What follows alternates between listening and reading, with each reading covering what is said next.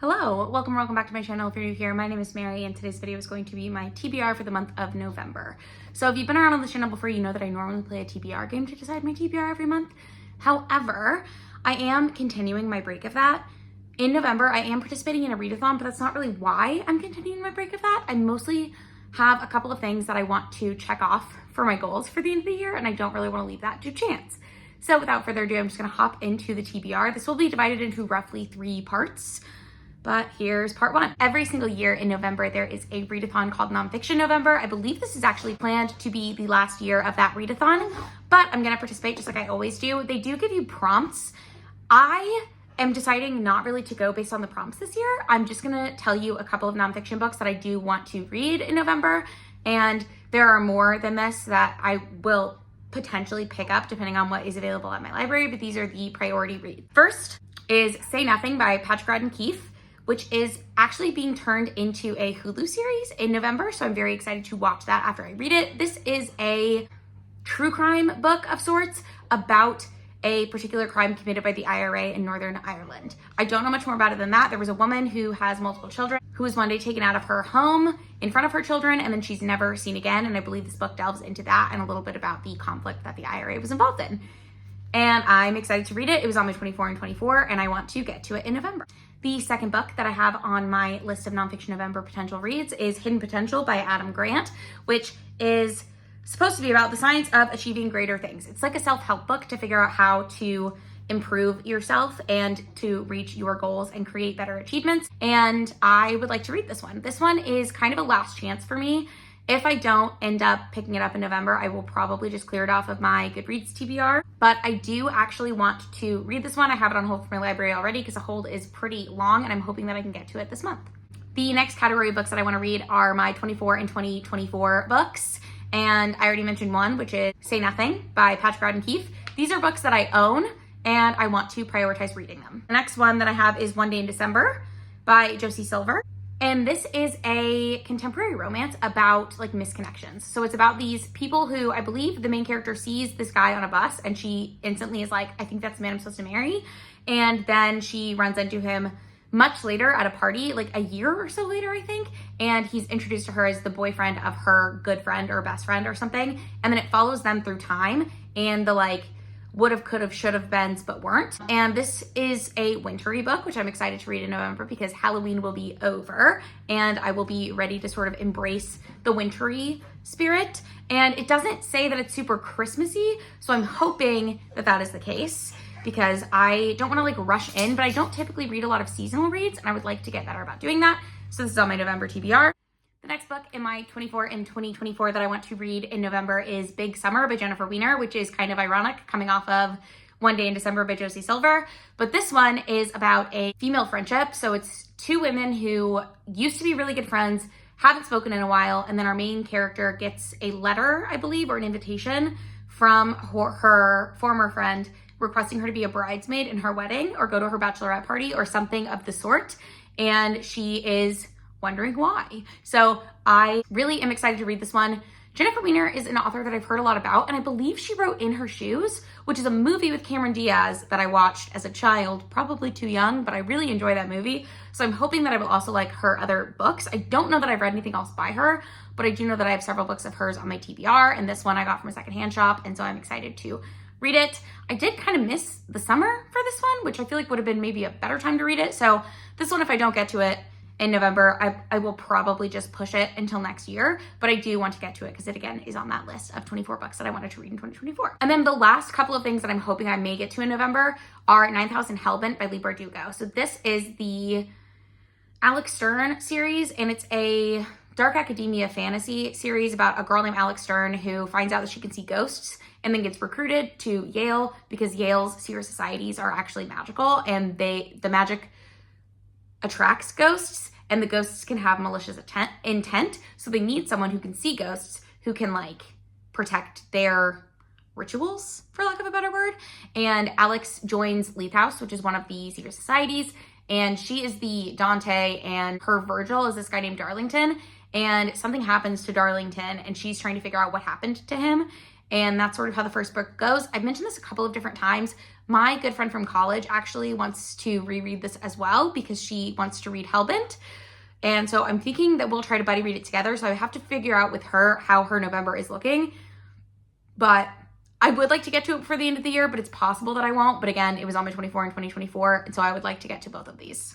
The last category that I have are books that have like languished on my TBR for a while, which Hidden Potential by Adam Grant is one of these, where I don't know if I'm actually that interested in reading them anymore, but I would like to read them so I can at least find out. Several of these are series. So my main goal is to read the first one in the series and sort of decide if I want to keep reading it or not. And then if I do want to keep reading it, I would like to clear through some series. And there are also some series continuations that I want to do. So the first one is a series continuation, and that is Still Me and... Oh no, Me After You and Still Me by Jojo Moyes, which are the sequels to Me Before You, which I read, I believe 2 years ago now, a year and a half ago. I read it for a vlog. I will link the vlog for you. I never continued in the series. And to be honest, you can read the first one as a standalone, but it's kind of a depressing end. So the first one is about this woman named Louisa Clark, and she gets hired on to be like the friend of this guy who was a paraplegic who was in an accident. And it's about their like friendship and then budding romance. And then the next books follow her after that employment period has ended. And so I don't want to spoil the first one, even though I feel like most people know what happens, but I'm not going to spoil it. But I do want to read the second one and then read the third one. And if I don't feel like reading them this month, I will probably just take them off my TBR because it's most likely that I will not want to read them ever, if that makes sense. My mom really likes Jojo Moyes though, and she's recommended a couple of other of her books to me. So I might look into some of those at some point in the future as well. But this has been a series on my series tracker and I would like to kick it off. The next thing I have on this list is the Children of Blood and Bone trilogy by Tommy Adeyemi, which is an African mythology / fantasy series. And it's a trilogy. I believe it has to do with necromancy. I don't know that much about it. It is young adult, which we all know that I've not been, like, I don't always love young adult anymore. So I want to at least read the first one of these. And if it seems like something I want to keep going in, I will potentially read the second one. I have not heard that great of things about the second book in the series. And I do know that there was kind of a gap between each book. So I'm wondering if people really liked the first one when they picked it up and then aged out of it, so they didn't like the second one, or if the second one just is much worse than the first one or just goes in a direction that a lot of people didn't like. I'm sure there are people who love it.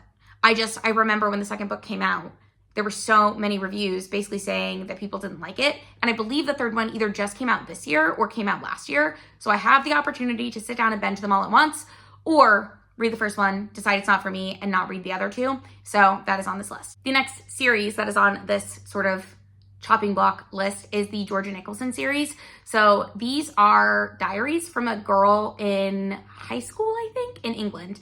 And it's Angus Songs in Full Frontal Snogging is the first one. And the movie Angus Songs in Perfect Snogging is one of my favorite movies, or was when I was like a teenager. I loved that movie. It had young Aaron Taylor Johnson in it and the girl who is married to Rupert Grint now. They might not be married, but they're like domestically coupled. They have children together. I want to read the books that they're based on. I remember I did try to read the books that the Princess Diaries movies are based on, and I read the first one and was like, I don't really like this. So I never picked up any of the other ones. And that was when I was a teenager. And I believe it's the same thing where it's like a diary. So I don't know how I'm going to feel about this, but I did recently read My Mad Fat Diary, which is an actual diary, like a real diary published by someone. And I really enjoyed my reading experience of that. So I'm wondering if I'll like these as well.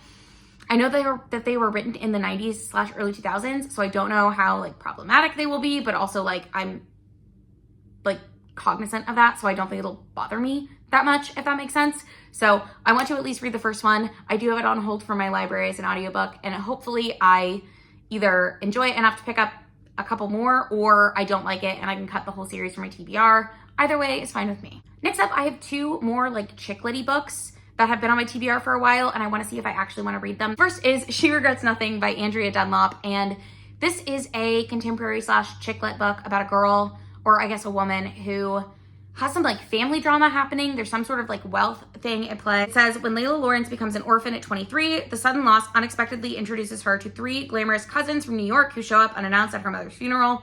The 3 siblings are scions of the wealthy family from which Layla's father has been estranged long before his own untimely demise 10 years before. 2 years later, Layla has left behind her quiet life in Grosse Pointe, Michigan to move to New York City. landing her smack in the middle of her cousin's decadent world. As the truth about why Layla's parents became estranged from the family patriarch becomes clear, Layla grows more resolved to claim what's rightfully hers. Caught between longing for the love of her family and her relentless pursuit of the lifestyle she feels she was unfairly denied, Layla finds herself reawakening a long-dead family scandal, not to mention setting off several new ones as she becomes further enmeshed in the lives and love affairs of her cousins. But will Layla truly ever belong in their world? Sly and sexy, She Regrets Nothing is a sharply observed and utterly seductive tale about family, fortune, and fate, and the dark side of wealth. This does sound like a lot of things that I like. It sounds not super similar, but like maybe similar to Social Creature. Is that what it's called? I hope so. But it sounds kind of similar to that, where it's like a person who is sort of a fish out of water in New York City high society, and they do some things to get by. I do think that is a thriller, and this is not classed as a thriller, it's just classed as a contemporary, so it should be a little bit lighter and less thrilling, I suppose. But I am tentatively excited to see how this one goes. And again, I'm not sure if I'll enjoy it, so I either will read it, or I'll DNF it, or I won't even pick it up. We'll see. But either way, it's coming off my TBR this month. And the last book that is on this list that I want to get to this month, or I'm going to take it off my TBR regardless, is Golden Girl by Ellen Hildebrand. I have read a couple of Ellen Hildebrand's books that I've really enjoyed. She typically writes books that are set on like Martha's Vineyard or Nantucket, that like area. I don't know if that's where she's from. That would make sense, or where she lives, but they're like beachy reads. They're chick lit. They're usually about women who are like older than the average age of like a romance novel, but there's typically some sort of romantic subplot. However, this one is about a woman who dies in a hit and run car accident, and she's an author and has 3 nearly grown children. So I assume that means teenagers. And she ends up getting to watch for one summer everyone on Earth from the beyond.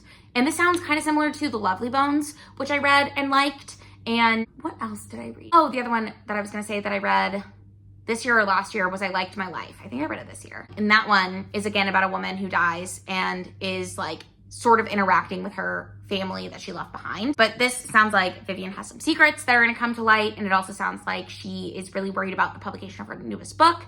And she's also watching the chief of police like sort of look into the hit and run accident that killed her. And so I'm excited to get to it. And again, if I don't get to it, then I will probably take it off my TBR anyways, because I'm wanting to read things that I want to read. And these are all books that I'm like very questionable about how I will feel about. Again, I don't read things that I don't think I will like, but these have all been on my TBR for a while. And so it's unclear to me if I'm still going to enjoy them, or like if there's still something that I'm interested in, if that makes sense. Without further ado, those are the books that I'm planning on reading in the month of November, at least. I will almost certainly read more than this, especially more nonfiction as things just like pop up, but these are the like priority reads for me for this month. Let me know in the comments down below if you've read any of these and how you felt about them. Also, let me know what you were planning on reading in the month of November. If you have not already, you can subscribe to my channel. I do try to post 2 videos every week, and I will see you in the next one. Bye!